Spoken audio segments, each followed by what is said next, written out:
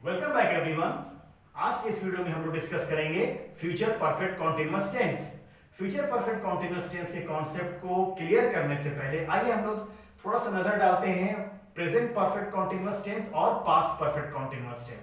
Present perfect continuous tense की अगर हम लोग बात करें तो वहां पे जो सेंटेंस बनाए जाते थे और जो हिंदी में साउंड आता था वो किस तरह से आता था कि मैं 2016 से स्कूल में पढ़ा रहा हूं, यानी कि से रहा हूं। वह सुबह से किताब पढ़ रही है, से रही है। वे 2 दिनों से क्रिकेट खेल रहे हैं, से रहे हैं। यानी कि कोई काम पास्ट में यानी बहुत पहले स्टार्ट हुआ था और अभी भी वो कंटिन्यू है, वो एक्शन वो वर्क खत्म नहीं हुआ है। तो प्रेजेंट परफेक्ट कॉन्टिन्यूअस का ये कॉन्सेप्ट था और इसमें से रहा है, से रही है, से रहे हैं ऐसा साउंड था। पास्ट की अगर बात करें पास्ट परफेक्ट कॉन्टिन्यूअस की तो वहां पे कैसा था, से रहा था, से रही थी। जैसे 2016 से वह पढ़ा रहा था, वह सुबह से किताब पढ़ रही थी, वे 2 दिनों से क्रिकेट खेल रहे थे। यानी कि पास्ट में पास्ट परफेक्ट कॉन्टिन्यूअस में जो कॉन्सेप्ट है उसमें कोई भी एक्शन या कोई वर्क शुरू हुआ था और खत्म भी हो चुका है, अब वो कंटिन्यू नहीं है ना, वो फिनिश हो चुका है। अब चूंकि हम लोग फ्यूचर परफेक्ट कॉन्टिन्यूअस टेंस की बात कर रहे हैं तो यहाँ पे कॉन्सेप्ट थोड़ा अलग होगा, यानी फ्यूचर से इसको रिलेट करना है। तो इसमें जो साउंड आएंगे ये सेंटेंस बनाए जाएंगे वो कैसे होंगे, वह 10 सालों से क्रिकेट खेल रहा होगा, ऐसे ही साउंड आएंगे इसमें, लेकिन ऐसे ही आते ही इसमें। वह सुबह से किताब पढ़ रही होगी, वे 4 दिनों से गाड़ी चला रहे होंगे। तो इसमें से होंगे है ना, से रहे होंगे, से रहा होगा, से रही होगी, ऐसे साउंड आएंगे और ऐसे सेंटेंस बनेंगे। आइए हम लोग इसको और अच्छे से समझने के लिए अलग अलग सेंटेंस देखते हैं। सबसे पहले देखते हैं हम लोग अफर्मेटिव सेंटेंस और उसका स्ट्रक्चर देखते हैं। स्ट्रक्चर में सबसे पहले सब्जेक्ट आएगा है ना, उसके बाद हेल्पिंग वर्ब विल और शैल, हेल्पिंग वर्ब, उसके बाद हैव लगाएंगे और बीन। बीन कब लगता है, जब भी प्रेजेंट परफेक्ट कॉन्टिन्यूअस हो या पास्ट परफेक्ट कॉन्टिन्यूअस हो या फ्यूचर परफेक्ट कॉन्टिन्यूअस हो तो हैव के बाद बीन लग जाएगा। फिर हम लोग क्या देखते हैं कि वर्ब का फर्स्ट फॉर्म आईएनजी ये लगाना है या V4 लगाना है, ये आपके ऊपर है। ऑब्जेक्ट सिंस और फॉर और टाइम। सिंस और फॉर के रिगार्डिंग मैंने पहले की वीडियो में बताया है कि उसमें क्या डिफरेंस है। सिंस एग्जैक्ट टाइम के लिए यूज होता है, जैसे सिंस मॉर्निंग, सिंस 2015 है ना, सिंस मंडे, सिंस जनवरी। अगर फॉर की बात करें तो वही फॉर 2 डेज, डेज का पता नहीं है कौन सा day, 2 days, for 3 months, for 5 years, इस टाइप से फॉर अ सिंस का यूज करेंगे। तो हम लोग एग्जांपल देखते हैं, सेंटेंस बनाते हैं। जैसे he will have been teaching maths since 2016, वह 2016 से इंग्लिश पढ़ा रहा होगा। She will have been reading book since morning, वह सुबह से किताब पढ़ रही होगी। They will have been playing cricket for 10 years, वे 10 सालों से क्रिकेट खेल रहे होंगे, ऐसा साउंड आएगा। और भी बता सकते हैं, जैसे Ravi will have been teaching maths for 2 years, Ravi 2 सालों से मैथ्स पढ़ा रहा होगा। अब आते हैं नेगेटिव में। नेगेटिव में क्या है, सिर्फ फर्क है नॉट का। Subject helping verb will shall, उसके बाद नॉट का इस्तेमाल करेंगे। फिर हैव बीन वर्ब का first form ING, object since for और टाइम, जैसा अफर्मेटिव में था वैसे ही लिखेंगे। सिर्फ यहाँ पे क्या चेंज हुआ है, नॉट। तो यहाँ पे सिर्फ नहीं का इस्तेमाल करेंगे। For example she will not have been reading book since morning, वह सुबह से किताब नहीं पढ़ रही होगी। सिर्फ इसमें नहीं का इस्तेमाल अब होगा, जो बहुत ही आसान है सेंटेंस बनाना।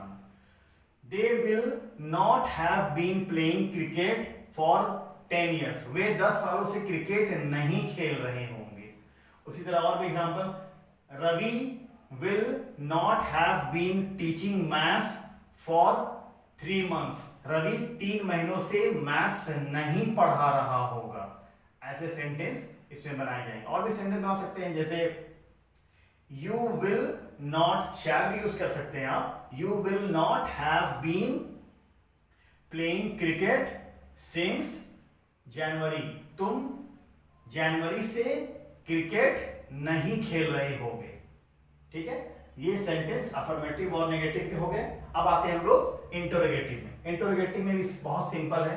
हेल्पिंग, इसका जो स्ट्रक्चर है बहुत आसान है। सब्जेक्ट से पहले विल और शैल का हम लोग इस्तेमाल करते हैं। पहले के भी हम लोग जितने वीडियोस में हम लोग देखा, जो हम लोग सेंटेंस बनाए थे, सब्जेक्ट से पहले विल और शैल यानी हेल्पिंग वर्ब का हम लोग यूज करेंगे। और हैव बीन, बाकी जो स्ट्रक्चर है एज इट इज, जैसे हम लोग बनाते आ रहे हैं अफर्मेटिव से, वैसे ही रहेगा टाइम तक।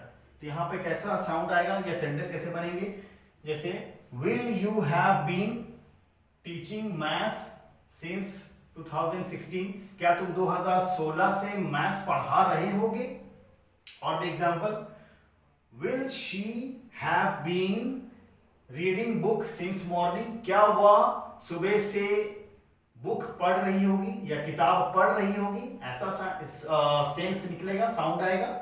उसी तरह will they have been playing cricket for 10 years, क्या वे 10 सालों से क्रिकेट खेल रहे होंगे।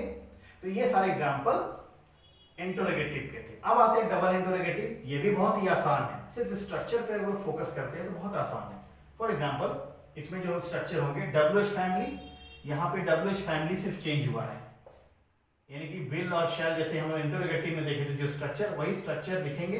विल और शैल यानी हेल्पिंग वर्ब से पहले WH फैमिली हम लोग लगा देंगे। उसके बाद सब्जेक्ट हैव, जैसा पहले के जो स्ट्रक्चर है, बीन वर्ब का फर्स्ट फॉर्म ING या V4, ऑब्जेक्ट, और सिंस फॉर टाइम, ऐसा रहेगा इसका स्ट्रक्चर। और इसमें जो सेंटेंस बनाए जाएंगे ये आपको सुनने में थोड़ा अजीब लगे, लेकिन इसका साउंड ऐसे ही आता है। फॉर एग्जाम्पल, अगर हम लोग इसका सेंटेंस बनाते हैं, जैसे what will you have been reading in classroom since Monday, तुम मंडे से यानी कि सोमवार से क्लासरूम में क्या पढ़ रहे होगे, ऐसा साउंड आएगा। यानी कम्युनिकेशन में, बोलचाल की भाषा में तो उतना इस्तेमाल नहीं होता है, लेकिन एग्जाम के पर्पज से क्वेश्चन अगर आते हैं तो ये वीडियो आपको काफी हेल्प करेगा। ओके, उसके अलावा और भी एग्जांपल, जैसे why will you have been living here since 2016, तुम 2016 से यहां क्यों रह रहे होगे, ऐसा साउंड आएगा। अब आते हैं दूसरा और अलग सेंटेंस बनाते हैं हम लोग, जैसे व्हाट विल यू या what will he have, you का हम लोग इस्तेमाल कर चुके हैं, इसलिए अब ही से बनाते हैं। What will he have been